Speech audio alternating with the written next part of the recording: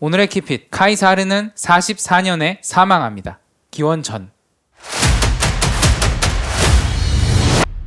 자, 여러분, 이제 추계시대 마지막입니다. 미션 6, 7, 8에서는 로마 공화정 4쿼터를 다뤄볼 건데요. 지난 미션 3, 4, 5에서 다뤘던 로마 공화정 3쿼터의 키워드가 회복 탄력성, 리질리언스라면 이번 로마 공화정 4쿼터의 키워드는 자이트가이스트, 시대정신으로 잡아보겠습니다. 흔히들 이 기원전 146년부터 기원전 27년까지의 이 로마 공화정 4쿼터를 로마 공화정 말기라고 부르는데요. 많은 역사가들이 이 시기를 로마 공화정의 붕괴라고 말합니다. 물론 그 말은 로마 공화정을 기준으로 하면 붕괴 과정이 맞긴 한데, 다르게 생각하면 이 로마라는 거대한 공동체 자체에 어떤 인격을 부여한다면 이 공동체가 살아남기 위한 몸부림으로써 공화정이라는 옷을 제정이라는 옷으로 갈아입는 과정이라고 봐도 되지 않을까요? 이렇게 로마라는 공동체가 스스로 살아남기 위해서 자신의 시스템을 변경하는 이 119년의 로마 4쿼터를 알아보죠. 우선 첫 번째, 공간의 날줄입니다. 지난번 로마 공화정 3쿼터에서도 로마 입장에서는 이와 같이 6단계로 속주가 증가해 나가는 과정을 봤죠. 일종의 땅 따먹기인데, 로마 공화정 4쿼터에서도 대략 9단계 정도의 땅 따먹기, 속주 확장이 있는데요. 여러 문헌에서 조금 연도가 좀 다릅니다. 이게 왜냐면 정복을 기준으로 보느냐 행정구역의 속주화를 기준으로 보느냐에 따라 다른데, 이 파트에서는 3, 4쿼터 공이 한글 위키피디아 기준으로 하겠습니다. 이 지도를 보시면, 자, 로마 공화정 3쿼터에서 이렇게 6단계로 땅 따먹기를 했다면 7번째 단계는 기원전 129년 아시아 속주입니다. 우리 흔히들 소아시아라는 표현을 쓰잖아요.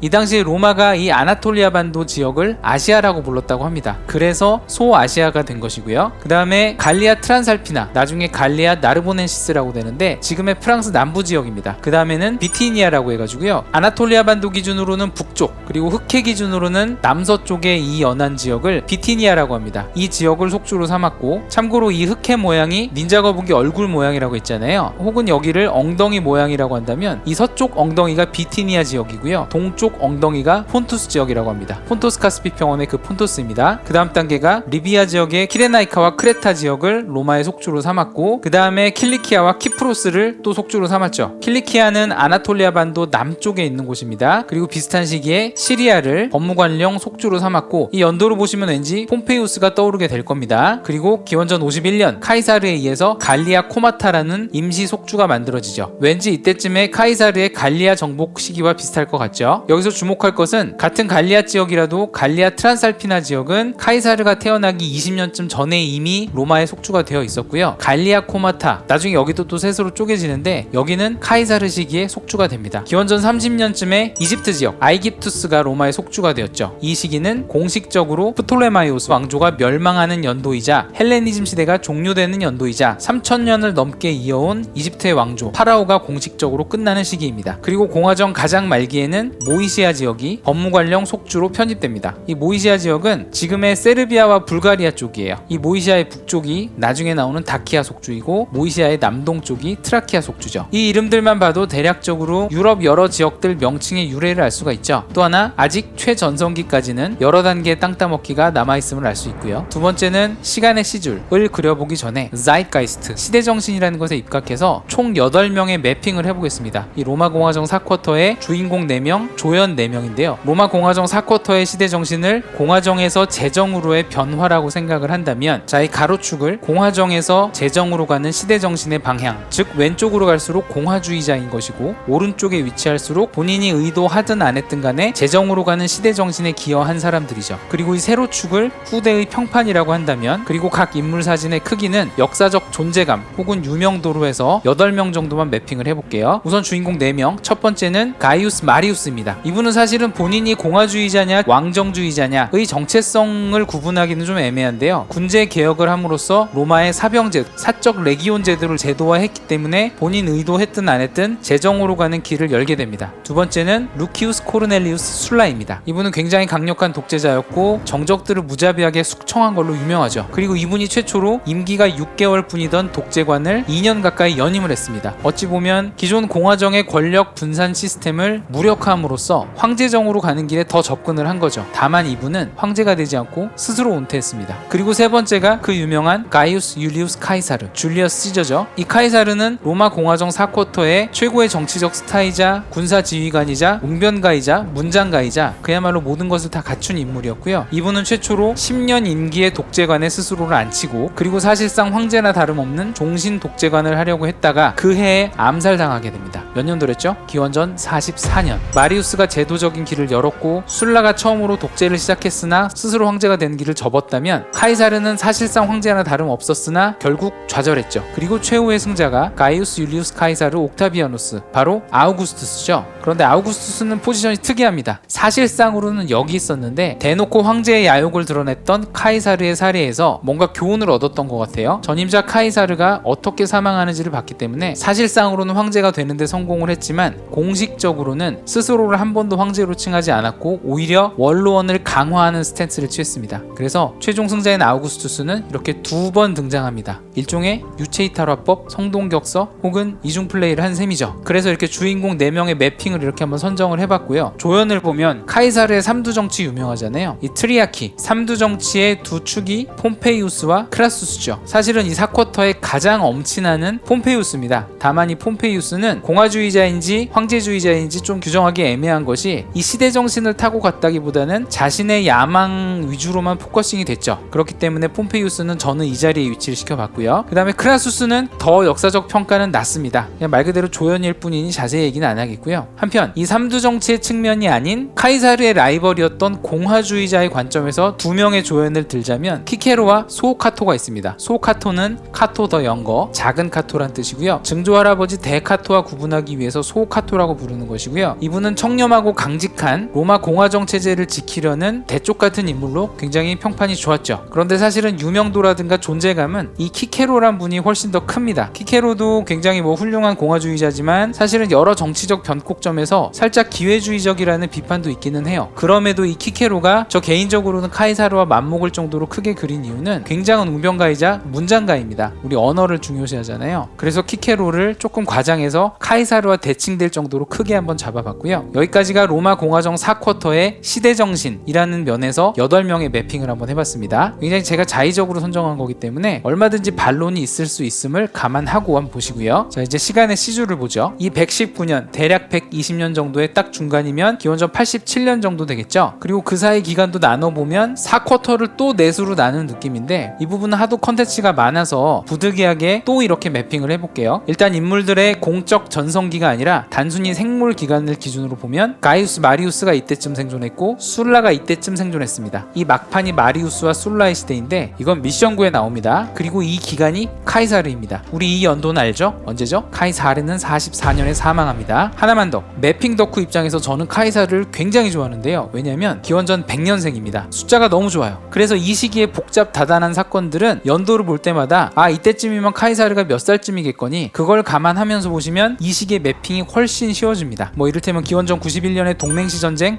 카이사르 9살, 100에서만 빼면 되죠. 기원전 73년에 스파르타쿠스의 난, 카이사르 27살. 기원전 87년에 미트리다데스 전쟁, 카이사르 13살.